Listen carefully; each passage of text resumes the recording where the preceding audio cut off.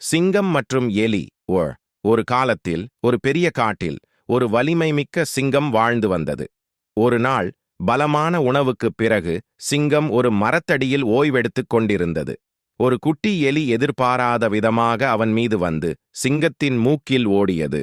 தூக்கத்திலிருந்து விழித்த சிங்கம் அந்தச் சிறு உயிரினத்தின் மீது கோபத்துடன் தன் பெரிய பாதத்தை வைத்தது. பரிதாபமான எலி தன் உயிரை கெஞ்சியது. தயவு செய்து என்னை விடுங்கள், ஒரு நாள் நான் உங்களுக்கு உதவுகிறேன் என்று எலி அழுதது. ஒரு சிறிய எலி காட்டின் ராஜாவாகிய எனக்கு எப்படி உதவக்கூடும் என்று நினைத்து சிங்கம் ஏளனமாக சிரித்தது. ஆனால் அவர் தாராளமாக இருந்தார். இறுதியாக எலி விடுவித்தார். சில நாட்களுக்குப் பிறகு காட்டில் தனது இரையை வேட்டையாடும்போது வேட்டைக்காரனின் வலையில் சிங்கம் சிக்கியது. தன்னை விடுவித்துக் கொள்ள முடியாமல் தன் கோப கர்ஜனையால் காட்டை நிரப்பினான்.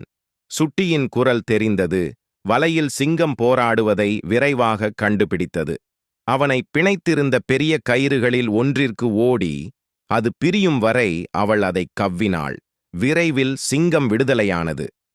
நான் உனக்கு திருப்பித் தருகிறேன் என்று சொன்னபோது நீ சிரித்தாய் என்றது சுட்டி. இப்போது நீங்கள் பார்க்கிறீர்கள், ஒரு எலி கூட சிங்கத்திற்கு உதவ முடியும். கதையின் ஒழுக்கம்: கருணை ஒருபோதும் வீணாகாது. மிகச்சிறிய உயிரினம் கூட வலிமை மிக்கவர்களுக்கு உதவும்.